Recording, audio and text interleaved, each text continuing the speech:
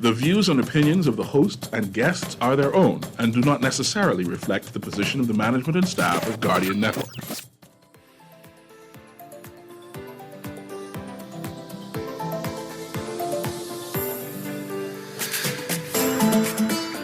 Good morning and welcome to Guardian Radio AM. Today is Friday, July 15th, and it's a little after 11 a.m. in the morning. Once again, this is C.A. Newry, and I shall be your host for today as we have a conversation with a Bahamian food. That's right, we're going to have a conversation with farmer Dennis Kate. Right now, Dennis Kate is running a little late. He says that he is less than 5 minutes away, so I must keep you company and question. What exactly is a food security advocate? Now, I'm not sure if you know who Dennis Cates is. Dennis Kate is an advocate for farming, everything farming in the Bahamas. And the first time I saw him, I was said, because there are times I guess I could be a colorist, right?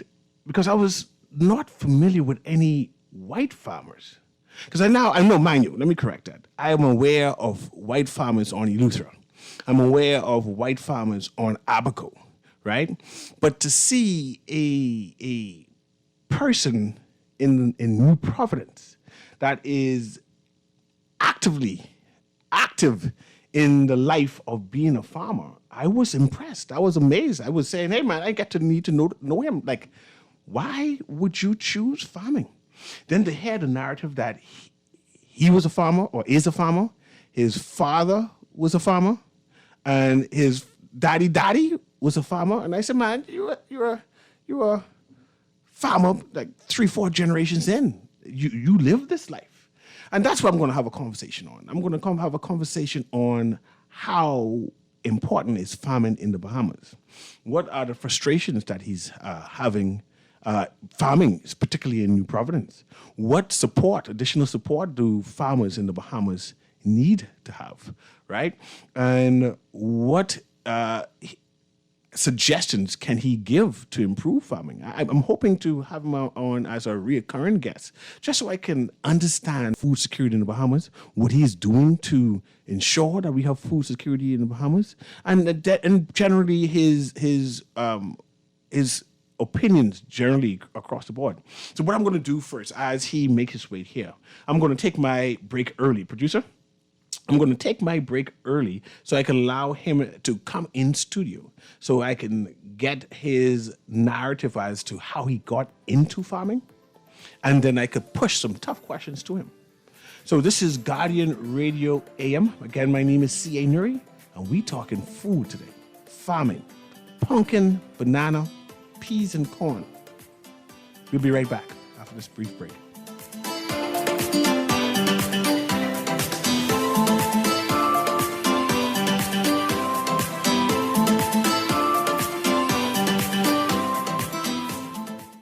Sign your basketball teams up today for the Michael Scooter Reed Peace on the Streets Basketball Classic, August 1st through the 7th at the Hope Center. Get ready for the pastors versus politicians, along with the Phil Lightburn Slam Dunk Contest, then Energy 3-point shootout, along with all championship games, live in living color at the Kendall G. Eliza Gymnasium, Sunday, August 7th, beginning at 5 p.m. That's the Michael Scooter Reed Peace on the Street Basketball Classic. For more information, contact 601-4842. Hello? Keisha, you something else, boy. Who this is? Tamika? You ain't even remember my name? Wow, Dread. Girl, I've been so busy. You still planning your trip? Girl, and I can't wait. I right here online booking my car. You dare planning? We ain't been nowhere since this pandemic started. Girl, and we got a 14-day vacation. Best vacation ever. Girl, are you though? Well, I know you was gonna get the vaccine because you too like travel. When y'all get your vaccine? Girl, long time. Because you gotta get your first dose, wait, then get your second dose at least 2 weeks before you travel. Johnny get his vaccine and he 12. Even Grammy get hers. Child, and Grammy say she ain't get no money. But I see her hiding that under the mattress. Child, let me send my list, because I know you going shopping. Keisha, don't play with me. Vaccinate today, live tomorrow. A message by PAHO WHO, Canada, and USAID. It's the most wonderful time of Parents, it's that sweet time of year again. What are you talking about? It ain't Christmas yet. The kids are going back to school, so pick up your copy of the Nassau Guardian's Back to School Supplement, because it's the most wonderful time of the year. Put your students in the latest styles at the lowest prices, because summer break is almost over, and our Back to School Supplement is filled with brand name back to school supplies at discounted locations, hours, and contact details. It's the happiest season of all. Advertisers, call the Nassau Guardian today at 302-2300 or call your account executive to get in on the 2-for-1 insertion deal. If it's uniforms, shoes, books, backpacks, calculators, art supplies, laptops, tablets, or whatever is on your back-to-school supply list, your ad should be in the Nassau Guardian's Back to School Supplement. It's the most wonderful time of the year. This is Guardian Radio 96.9 FM. Fresh news, smart talk, all the day.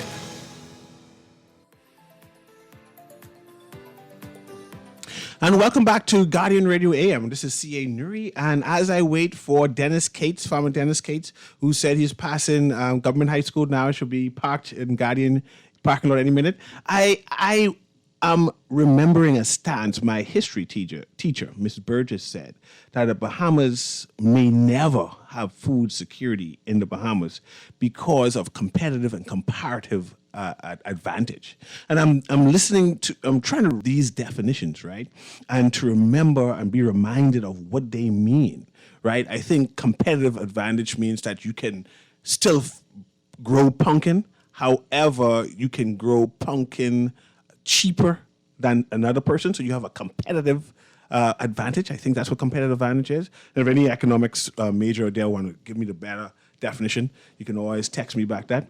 And then, of course, there's comparative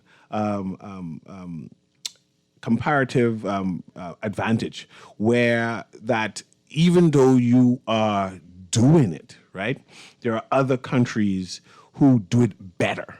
And I'm thinking, food security for Bahamas may be a pipe dream. But that doesn't mean that we shouldn't do it, right? That doesn't mean that we shouldn't try, right?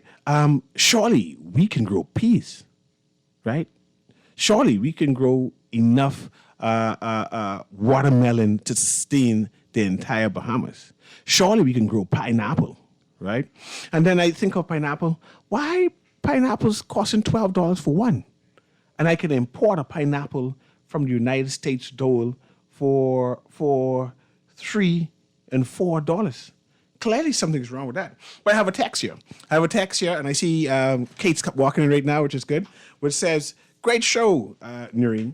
We have no form of food security in the Bahamas. We have all these export items, food in these food stores, and these steroid-filled foods. These kids are now in the 4th grade. They're 7 foot tall, weigh 3. That can't be normal. You can't be in grade 2 and going through puberty. Man, we do have some tall fellas. And I used to say that's fast food. But who knows? It could be some of these GMO foods. But Kate is here. And I'm going to bring him into this conversation by him introducing himself to explain his family history in terms of farming. And put the mic closer to you so people can hear you. And so people can understand that you're a true farmer. You don't know Mickey Mouse farmer, backyard gardener. You're a farmer. And people want to hear that story. And go ahead. Tell me that story. Good morning, Bahamas. Dennis Cates here, the farmer from Cowpen and Golden Isles Road, bringing it to you live, whether you want to hear it or not. This morning, through the help of the good Lord, we are here to discuss, actually this morning is the things of the past. The things of the past is my grandfather was a farmer, and his father before him, and his father before him, and then my father before me. And I live in the Cowpen Road area from I was 2 years old and almost 60. Don't tell nobody that. I've been in the livestock business all my life, and also some fruits and vegetables. My father was predominantly a fruit tree man, but we had livestock, and from I was a child, it was raising and breeding livestock. And it was my lifestyle as a young man until I became an adult and got married. And then I kind of switched. I went into what you would call a hobbyist because I had a petting zoo. And I did that for quite some time until up in 2007 when I began to raise livestock for a living and to sell to the wider community of the Bahamas. And I remember you as, for lack of a better word, a hobbyist, because I remember you used to bring these strange-looking chickens with feathers on their foot, and then you had like goats and different animals where kids could come and experience. I remember that, and I remember saying, "Oh, this white farm have all these goats and things here." Well, actually, I had 23 different breeds of chickens. I was always fascinated by the way things look. You know what I mean? Exotic things. It was very appealing, and so do other people. A lot of people that doesn't realize how many different breeds of each animal there is, and there are quite a few. Well, 23 breeds of chicken, that's just a drop in the bucket. But mostly when we was growing up, we call them yard chicken. But we don't even know the history of the yard chicken. I can give you a little small history on the yard chicken. It's called the Iron Russ. It's the Bahamian chicken for the past 200 or years more in the Bahamas. So we have a particular breed of chicken in the Bahamas? Yes, it's called the Iron Russ. It's our native chickens. And then we have the Dominican hen, which is a Long Island chicken. Okay. That was mostly grown in Long Island for many years. And more to the south of us, I would say Exuma, Long Island, Ragged Island. And they said that breed, according to my uncle, who is now passed, who was also a farmer, and I used to go to his farm every summer in Long Island and Woodhill. My mother was from Roses. So I got farming from both sides of my family. And he said that the Dominican hen was one that was brought into the country through Cuba. Oh, okay. All right, but the Iron Russ, they said, came from Africa. They have an African breed chicken in the Bahamas. Yes. And Bahamians don't know that. Most Bahamians don't know that. Interesting. You know, it's a long history, and we have a lot of other animals here that was brought into the country. We even have pheasants here, and we have peacocks here, but they're not native to the country, just like we have raccoons that we call an invasive species. I mean, raccoons is not indigenous? No. Oh, I didn't know that. No. But they're all over the place. Yeah. Well, you see, raccoons are feisty. They say they caught a ride here, many years ago. I don't know the whole story about it. I've heard it, but I never paid too much attention. But we also have a lot of different type of goats and sheep in the country that comes from many different places. Like because I saw you have some strange horned sheep type animals. Yeah, at one point in time. Well, the goats I have are Nubians, La Manchas. I have oh God, I have lost words right now. South African Boer. And I also have the King Cow, which is known as a mountain goat. It has sort of long hair and a very big, large horn. Yes, I see that. I have one of those on my truck, and people, when they see it, they're fascinated by it. Except for the diaspora, they think it's some type of obeah or witchcraft. Oh, okay, I understand. Yeah, but that's the stigma they have, so it's understandable. What I'd really like to talk about this morning is where have we been in this farming from in the past that bring us to our present. So I want to talk about the past of where we was at right up until the present for this morning. And go ahead, man. It's all yours. I'll ask you some questions in between. Okay. Because I know you have some frustrations in farming, and I want to identify what they are. Oh, yes, I do. The situation with farming is a family-orientated thing. So like I say, my grandparents and my father was farmers, so I became a farmer. It's unfortunate I don't think any of my children will be farmers because they all already said nay. I was hoping for at least one. But I have some grandchildren who are very interested in farming, especially my last two boys, Elijah and Jeremiah, because they're with me all the time and they love the animals. So I'm hoping that out of my 16 grandchildren, that some of them will take up the mantle and move forward. I'll hate to think that we still have to continue to eat the garbage that has been imported in this country. You know, some people might say that's kind of harsh. No, I want to understand what you mean by garbage. I can tell you what I mean by garbage. See, we have circumvented and misdirected family-orientated business of farming.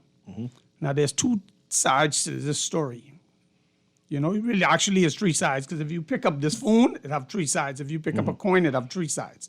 The front, the back, and the front part of this is a lot of Bahamians, parents were farmers, grandparents, so they continue with farming. So a lot of people don't seem to want to do farming anymore in the Bahamas because of all the red tape and all the negativity. Now, I have been a one person, I proclaim both. Okay, I proclaim the glory and the negativity. A lot of people don't like me for it. They say, well, you shouldn't talk about your losses or what happened. You know what I mean? But hey, everybody has a right to know what they're getting into. Any business you go into, and farming is a business, it's a livelihood that you can feed and sustain your family and the wider community. And if it's feasible, you could export. But let me ask you this. Give me one type of red tape you say farmers would have. The red tape is this. First of all, when it comes to getting land in this country. It's easy, man. You just go and take some piece of land. Really? Yeah, man. I know some farmers who are doing that now. Oh. You mean some farmers who they farm gonna get ripped down by a tractor very soon, and foundations that they put down in the trees that they planted? That's what you're talking about? Let's go back to the question. Let's go back to the red tape. Let's go. Okay. You said red tape is getting access to land. The access to land. Okay. As a farmer, I, Dennis Cates from Cowpen Road, applied for farmland from 1981. Now, I've waited many years on that to be applied to me. How long did you wait? I didn't get my farmland until 2013. From 80 to 2000? 81 to 2013. But yet we have some people in the country say, all you have to do is make application. Yeah. You know what I mean? They say it's a new anyhow, a new what? So it's take a while to get land. Circumvention and misdirection is the thing of the day. Because I've been told under consecutive governments that I would get farmland, which is crown land, but never got it until 2013. And I can tell you the reason why I got it. Why? It's no secret. My life is open book. I went to the University of Fox Hill for about 2 years. You know where that located? Yeah, I understand. That on the main road. That on the main road. That on the main road. There's a very high wall, you know what I mean? Yeah. You have plenty of restrictions. You was there for 2 years, getting your degree. Yeah, right. So I came out from 2005 until 2007. I came out, and when I came out, I had animals in the back of my yard. It was, like I said, I was a hobbyist. So I decided that this is what I'm going to do for a living, because I used to be a pharmacist, FARMCY.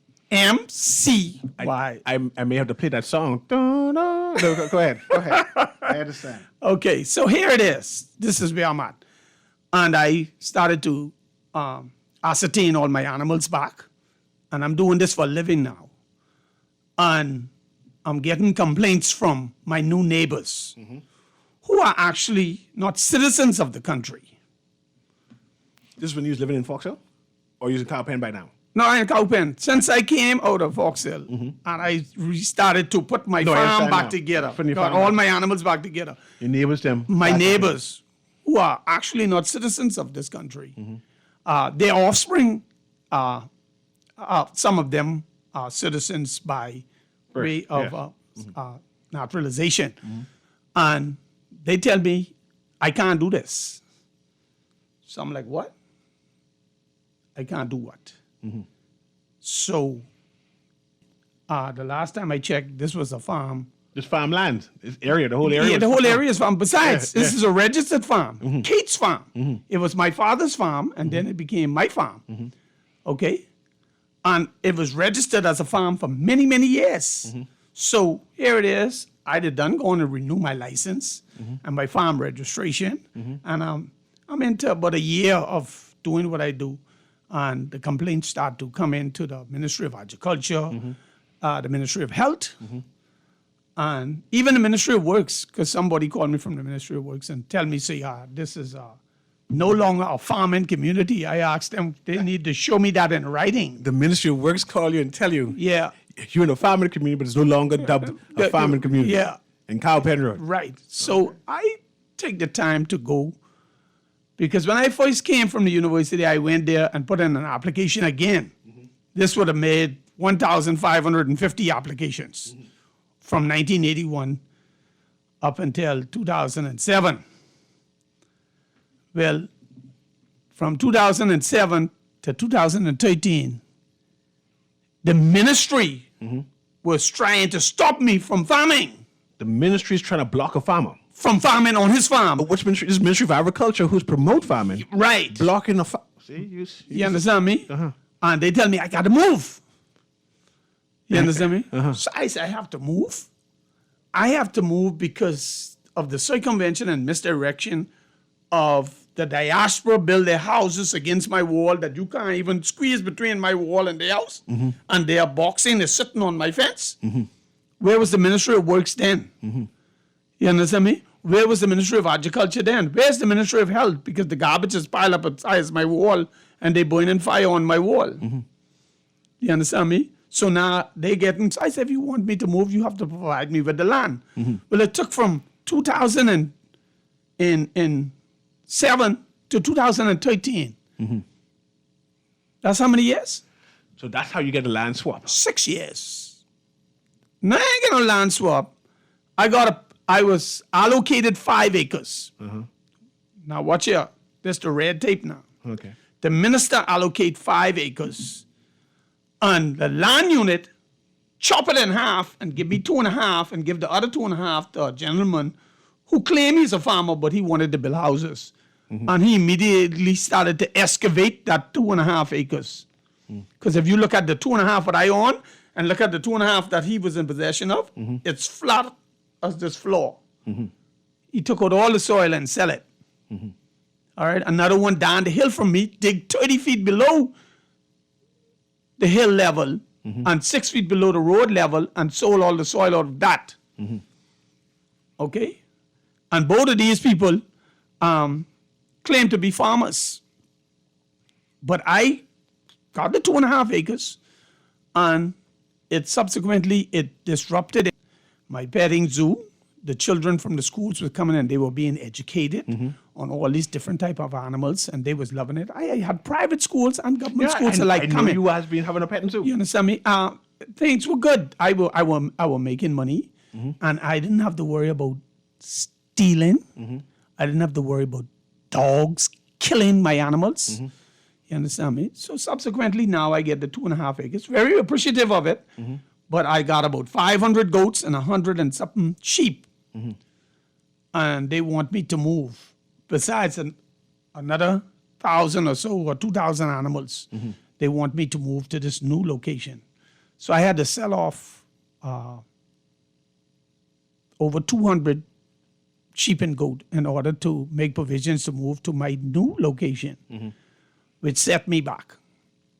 And after doing so, within 1 year, the first year, 117 goat and sheep were stolen.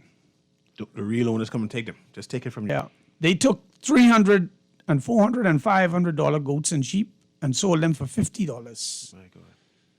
The people who has no care for their neighbor. When I say that, okay, you know you ain't going to the food store to buy this goat meat or this sheep meat, or this pork, or this chicken, or this duck.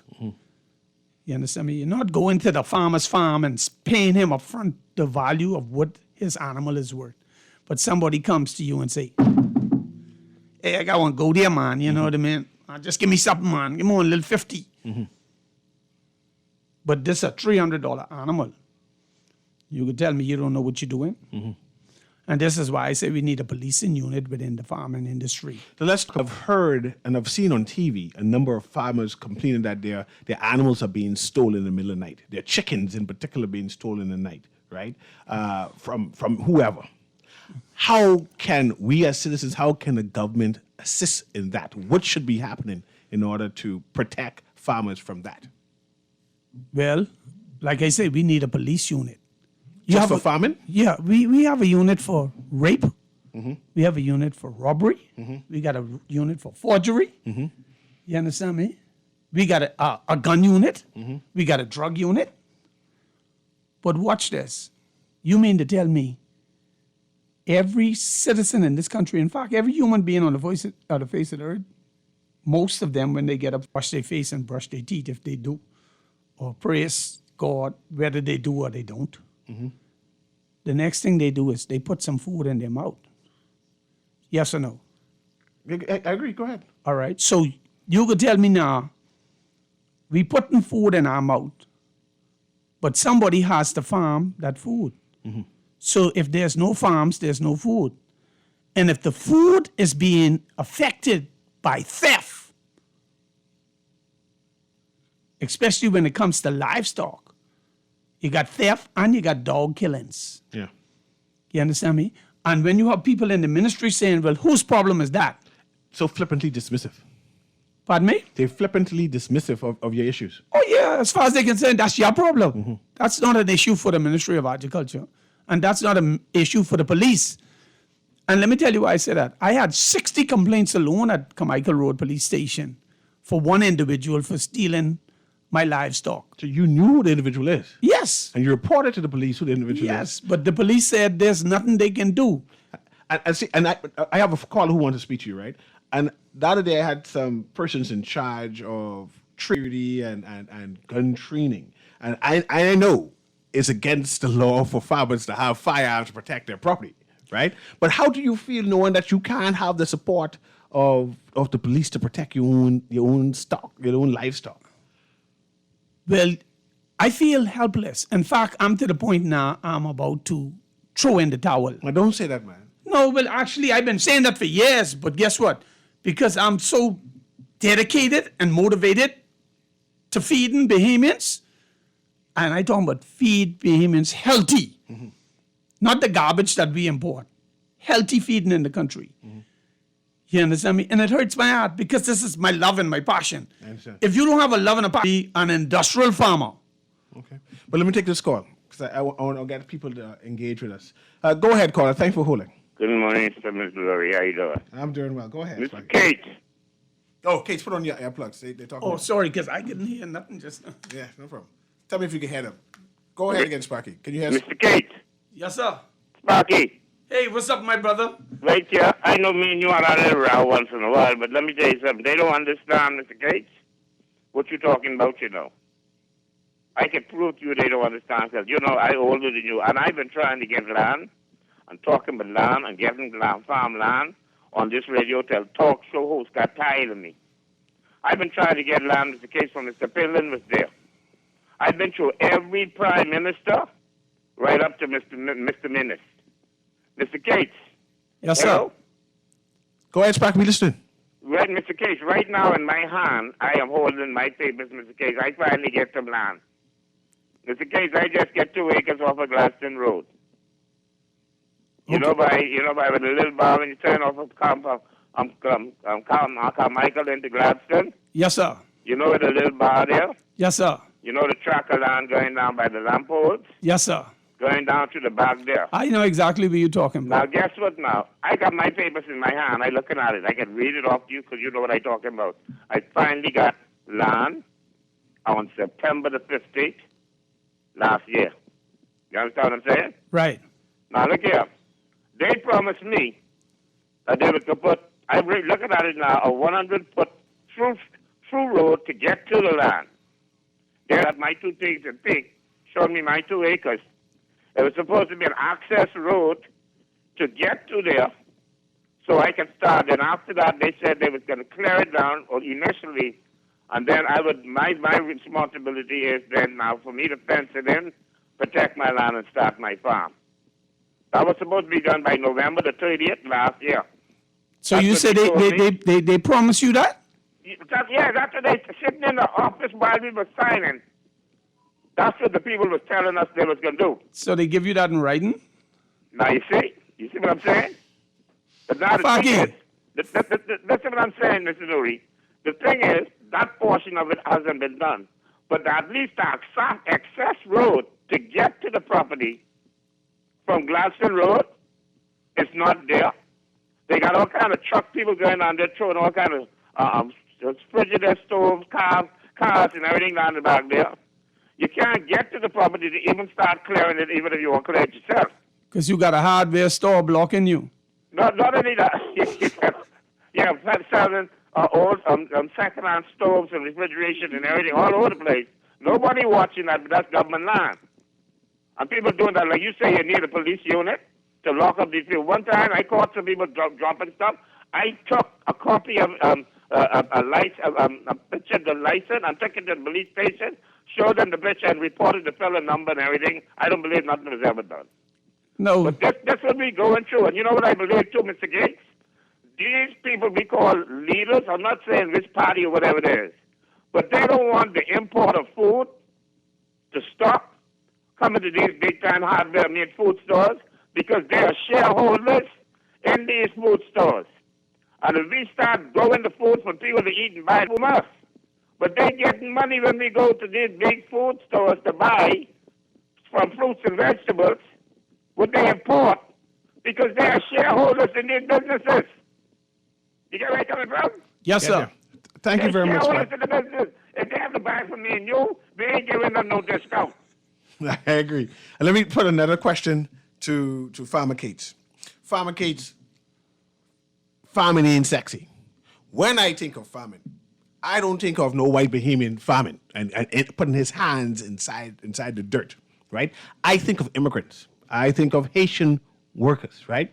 I'm trying to, you mentioned your children are not being interested in farming. You mentioned that hopefully one of the 16 grandchildren you have, hopefully 2-3 of them will join you on this quest, right? And I want to ask a 2-part question, right? How do you make farming sexy to have your grandchildren want to participate? Secondly, I want to ask, I've driven on Cowpen Road. I've seen who are farmers on the side of the road selling their ware. I want to know, what do you think about those persons who are selling fruits and vegetables? And they seem to be prosperous, you know. They don't seem to be going through the stress you're going through. I want to know your commentary on that. Okay, let me start with, you asked what'll make farming sexy. Talk right in the mic. What'll make farming sexy? Let me tell you what makes farming sexy. Motivation. Mm-hmm. So you need motivation. Besides needing a police unit to police and help you, besides having access to the land, you're now saying that you need motivation. Motivation from who? The government. So you need more government assistance and hands-on approach to promote farming.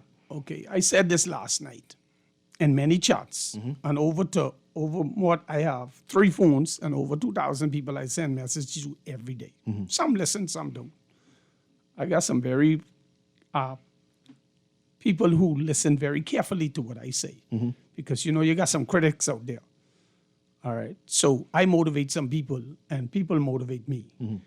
The reason why I say the motivation is because, you see, if we spend anywhere between $30 to $100 million on tourism, just an advertisement alone, if somebody tell me I'm wrong, please call in, tell me I'm wrong. So you need Ministry of Agriculture to spend money on promoting and advertising farming inside the Bahamas. Yeah, and that's one. Okay, listen. They spend money on a lot of other things. Yeah.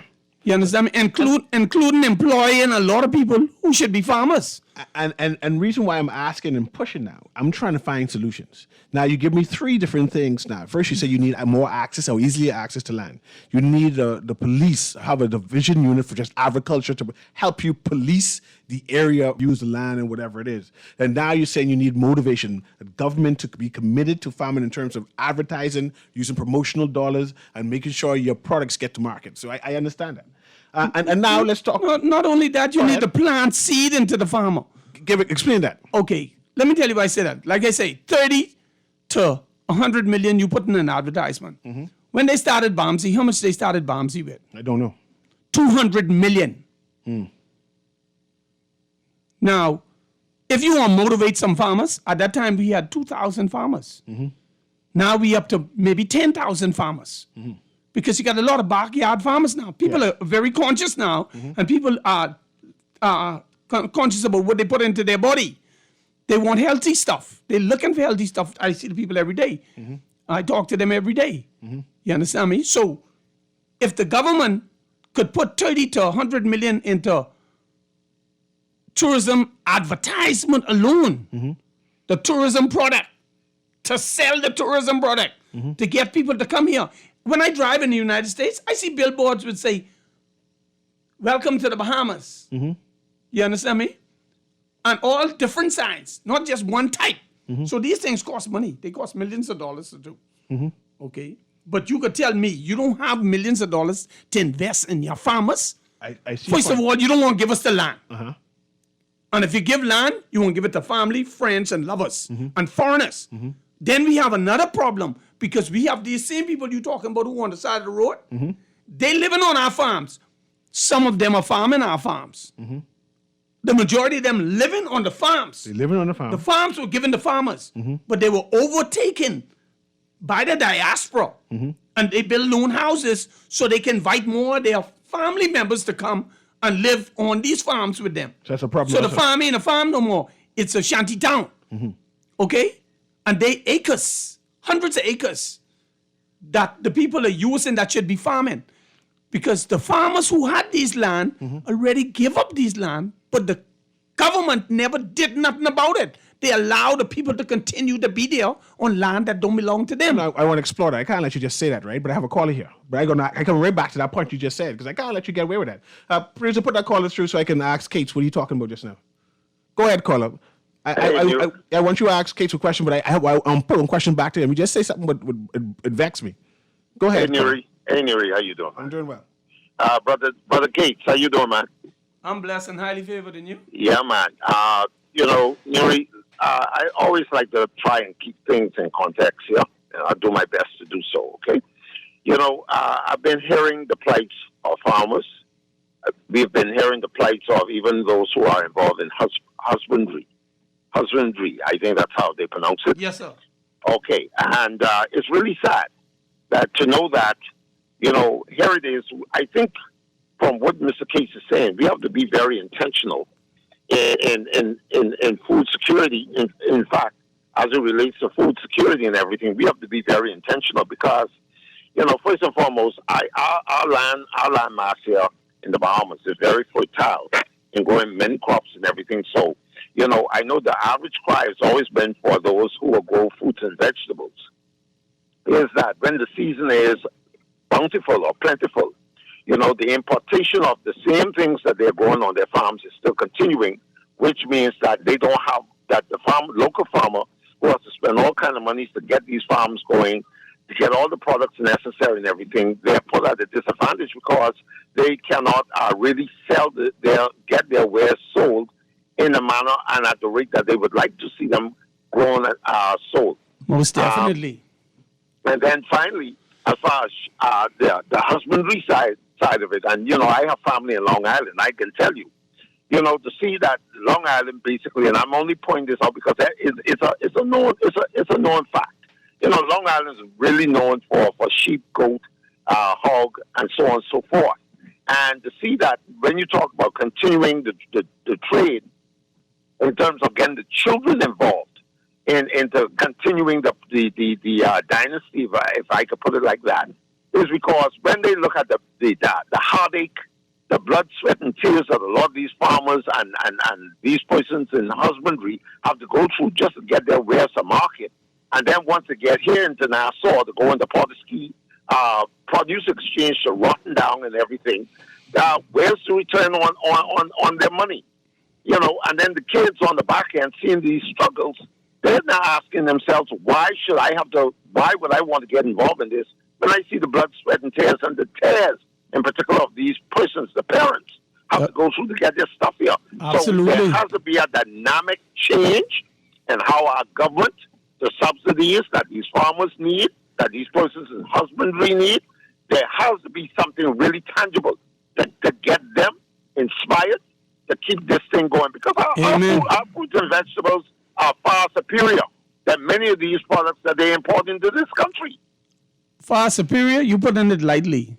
Because our livelihood of living, to be alive, depends on what we eat. Yes. The reason why they're saying we need a bigger hospital is because we ain't eating the right thing. Garbage in, garbage out, garbage. Thank you very much, Delvo. Let me put this question back now to Kate. Now, once upon a time, I used to blame farmers for, you put a diaspora. I call it the migrants that we have on the farmland now. That the farmers are making profit by renting the space, causing a community to spread and become vast. But you're saying that there are a number of farmers who give it up. Say, man, I'm not farming anymore, right? Give back their contract or their license to farm. But the workers who used to work for them, they continue to reside on the land now. They possess the land and now are competitors and growing farm and livestock on this land, which should have been taken back or by the government. Is that what you're trying to say? Absolutely. Consecutive governments have turned a blind eye to this. Okay?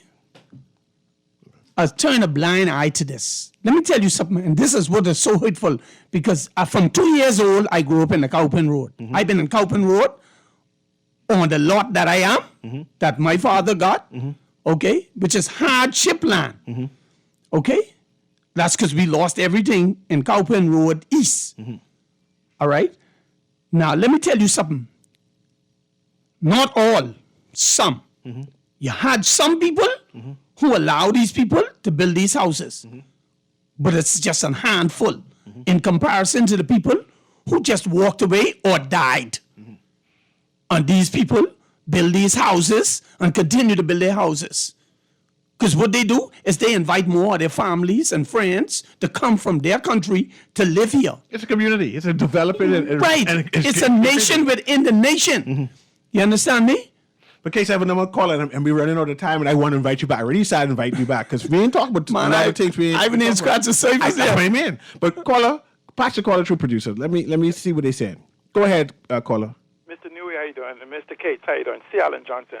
Yes, my brother from another mother. Yes. I love your spirit. I love your advocacy. I think we do need the resources. The problem is that we are not serious about food sovereignty or food or food security. You got that right. Say it again so the people can hear it. Absolutely. Because see, what happens is the government depends on the import tax, and so until we actually have something to substitute an economy where government dependency is not on carbon like oil, or dependent on the food tax, on the duties and stuff. So since we're depending on that, the government is not going to be serious to eliminate what they collect from import, and then again from the retaxing as each time the things are resold. Now here's the point we have to make. And so, but I'm just saying this: if we actually take these hundreds of millions of dollars potential and recognize the potential of it and add technology, we can actually replace the majority of our input, because we can target absolutely very specifically what is needed by the hotels, what's needed by the crews. We can actually provide the equipment for the sanitary equipment and everything else to give them the quality that they need to meet these standards. Now, but I just want to make 2 points clear. We have to actually define food security and food sovereignty. Food security is the ability to feed your nation for 6 months, 1 year, 18 months, whether it's import or export. Food sovereignty is being able to supply most of the things on the food security list from within your country. Yes, sir. Okay, and so once we get defined the two different things, we look at one as an economic opportunity, right, which is the food sovereignty, and we look at the other as a national security issue. And so when we begin to understand the definition of both, and so the first thing we should do is target corn, grits, rice, all these things we can produce, milk, all these different things we can produce for food security so we can feed ourselves 6 months. Remember when he said the cruise ship wasn't coming, the cargo ship wasn't coming, all these different things wasn't coming? Mm-hmm. Not the millions of tourists, the 400,000 people that you have. What food would it take? I'm not talking about the steaks and lobster and all the different things, because that is a combination, because remember, we still have the seas. So if we look for food security strategy, we can look at the combination of farmers and seamen, and if we look at food sovereignty, it even goes even bigger. And I think we have to have the conversation in context. I hear ministers and all these other people running with these verbiage. Actually, they're 5-year celebrities with these different verbiage. And I think, though, now, as we move into 21st century technology, the farmers and individuals like myself and others that understand from the global perspective and technology need to come together and don't ask them, tell them what's going to happen next month. Yes, sir. Thank you very much, Ian, and I appreciate that. I mean, I actually enjoyed listening to you just now. I have another caller there. Let me speed things up. Patch the caller through so I can get all of them in. Go ahead, caller. Let me make this real simple. I know when everything's going to be fixed. Let me tell you how I know. We bring in $2.1 billion in food a year, and on average that pays between VAT and duty $400 million. All you farmers listening, you begging for land, fertilizer, government assistance, gimme, gimme, gimme, gimme, gimme, gimme, you know the song. While the foreign and the local man who brings in the $2 billion gives $400 million to a government each year. Who you think they're going to love? Mm-hmm. So instead of talking about problems, we need to talk about the solution. And you ain't going to grow nothing around here until you could get a pump to pump the water on the plant. And that takes energy security. And you bring in $1.5 billion in fuel, and that pays tax. So tell me we ain't rich. We could afford to bring in $3-4 billion in food and fuel. Like C. Allen said, it ain't going to change, bro. That's why build your ark. Have a good day. Thank you. But Farmer Cates, I don't want you. I understand the importance of what you represent to the Bahamas. Just seeing you out there with your farm producer, and like I said, I seen the furry feathered chicken, right? And my child recognize you when she go to the parks and stuff like that, right? See, my point is, I want solutions that will encourage you to stay there. I want the utterances by the Ministry of Agriculture to mean something, right? I know they give promises to farmers all the time, but it doesn't seem as if we are making any movement, sustainable movement. And I want to know that farmers feel as if there is movement in the industry in general. And this is why I'm asking, what are the frustrations that you are feeling? And you identify that you need access to land and in a speedily process instead of waiting 10, 15 years, especially for interested farmers. You need a police support in terms of protecting your land, in terms of protecting your product, right? In terms of policing the area from garbage and dumping and environment destruction. Right? You need motivation in terms of implementing incentives to say, well, I'm a farmer. I need some ideas and some money and support in terms of machinery and access to the recent technology to develop your land, to develop your farming process. You say you need that, right? And I see that these things aren't happening. And I think that we need more discussion with farmers to understand your frustrations of what you're going through, that you're able to say, well, these are the things I need, and these are the things that you're able to implement. But with that, I need the story and the history of farming, right? I need to I identify how... Yeah, I see that now. Thanks for that video. I need you to identify and tell the history of simple chicken. I'm not sure if you know that I went on Harbor Island and all the chicken black. How did chicken get black? Well, it's a particular breed. You have black chicken that even their flesh is black, their eggs are black, not the inside of the egg. Mm-hmm. But, you know, it's like I say, it's 23 different breeds. But what I really want to emphasize, while I'm here in the studio because I know we got to wrap it up, is the fact that what the last caller just spoke about and the caller before that spoke about. All right? If the seaport and the airport close down, what are we going to feed ourselves? If we don't take food security and food sovereignty to the level that it needs to go and what we need to do in order to sustain ourselves, right? And to feed everybody in this country, the 400,000, let's forget about the tourists, the 400,000 people that we claim we have in this country, how are we going to feed them? Huh? You could imagine what will happen within the space of 2 to 3 weeks. Have you ever been inside the food store when a hurricane coming? So imagine a hurricane of the sea and port closing down and there's no importation or there's billions of dollars worth of food. But Kate, you know I invite you back, right? We might have to do this another day. You ain't got a choice. No other choice, as you said. This has been Guardian Radio AM with CA Newry. I had an interesting conversation with Farmer Kate today, identifying some of the frustration, identifying some of the solutions that is needed, and a better conversation. We need to have the minister to come down and sit down with us, sit down with farmers and listen to say, man, this is the problem they're having, and you are not identifying the solution. But this is Guardian Radio AM. I enjoyed today. I see you next week.